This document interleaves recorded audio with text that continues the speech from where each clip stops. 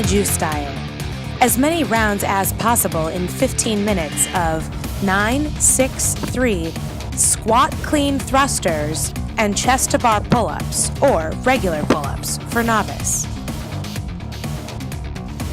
Each rep of the squat clean thruster begins with the bar on the ground. The athlete must then receive the weight, pass through the bottom of a front squat, and in one continuous motion, finish the movement with the bar overhead, knees, hips, and elbows fully extended. At the bottom of the chest to bar pull-up, arms must be fully extended. At the top, the chest, meaning any point below the clavicle, must clearly come into contact with the bar. For the regular pull-up, a strict movement or a gymnastics kip must be utilized. A butterfly kip will not be allowed. One athlete works at a time, completing one full round before the work must transfer to another athlete. Each individual must complete one full round before an athlete may perform a round for the second time. Your score is the total number of rounds plus reps completed in the 15 minutes. The tiebreaker is the time at which the first round is finished.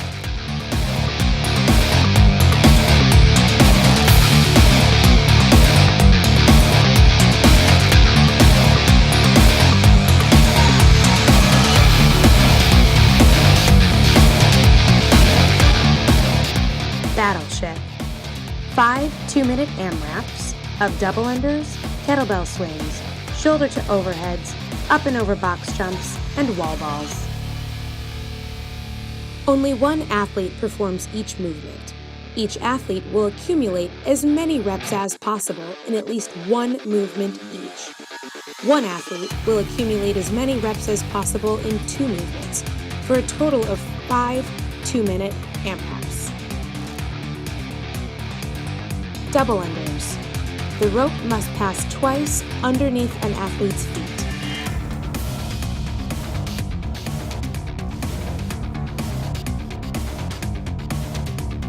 The kettlebell swing begins with the weight passing through the athlete's legs and ends with the weight above the head with the arms and hips fully locked out. Ears need not be visible. The shoulder to overhead begins with the bar on the shoulders. The rep finishes with the weight fully locked out overhead. A press, push jerk, or split jerk may be utilized, as long as the elbow, hips, and knees are fully extended. An up and over box jump begins with the feet on the ground facing one side of the box and ends with the feet on the other side of the box. Feet do not have to touch the top of the box. Hips don't have to be locked out at the top of the box either. The wall ball begins with the athlete standing. The athlete then passes through the bottom of a front squat before the ball is launched to the target. The ball must make contact with the wall in the appropriate place at the appropriate height in order for the rep to count.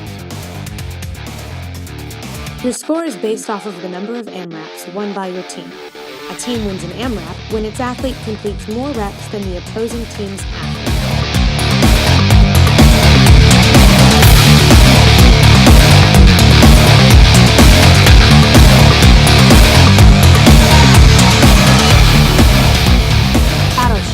The final episode.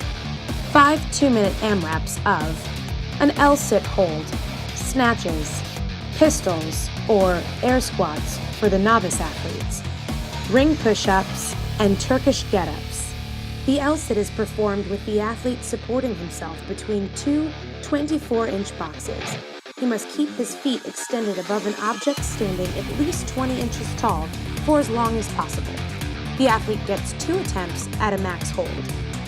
The hold ends when the athlete's feet touch the 20-inch mark or the athlete is no longer in a supported position. The snatch begins with the barbell on the ground and finishes with the athlete standing, weight overhead, and elbows, hips, and knees fully extended. The rep will be counted once the athlete clearly shows control of the barbell overhead. Muscle, power, and full squat snatches are all acceptable.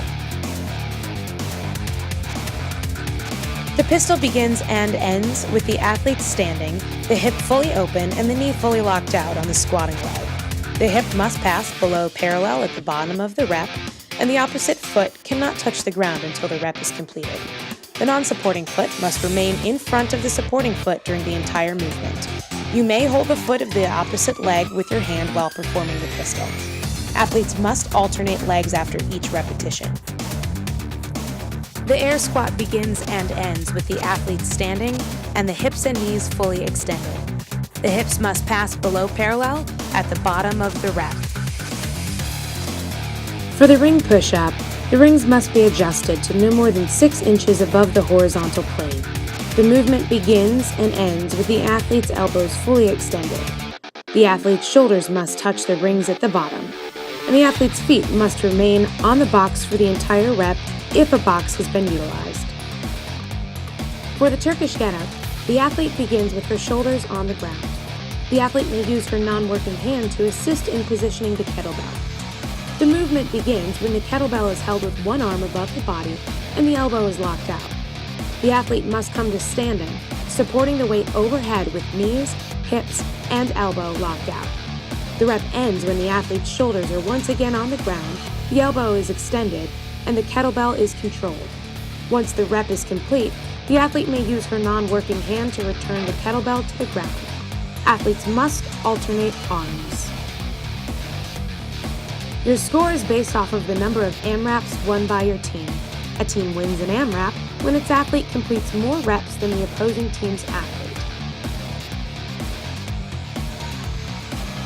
Best of luck to all our competitors in the final week of regular season. We'll see you on Saturday.